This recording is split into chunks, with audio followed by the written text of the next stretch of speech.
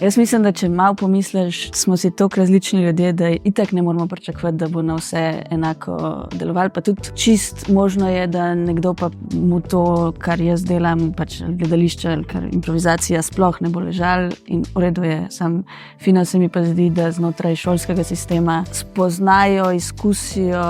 doživijo čim več, ker se mi zdi, da s tem se širijo obzorja, s tem ugotovijo, kaj mogoče je njim bližje in s čimer lahko več delajo. Tako da se mi zdi, da itak bi mogli že tako čim več umetnosti v šolo, metode, ki izhajajo iz umetnosti tudi, ampak se mi zdi, da je to zelo velikrat povezan glih s tem strahom pa z nepoznanim, da mogoče pač, če se ti v nečem ne počutiš prijetno, kako boš to pol si upal delati z drugimi.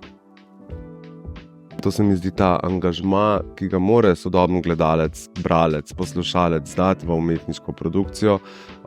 pač tudi treba imeti v zakup vzeto, da brez njega pa na nek način naše umetnosti ni.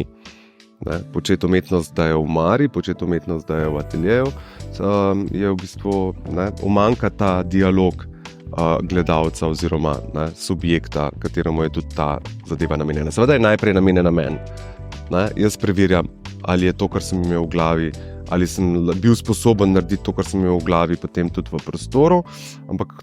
takoj, ko se to zgodi v prostoru, pač si želi ta umetniško delo in tudi jaz sam kot ustvarjalec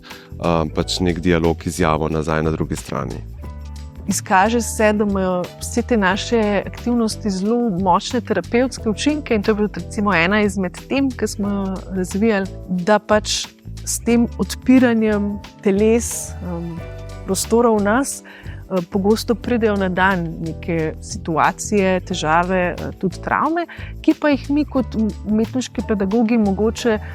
težko,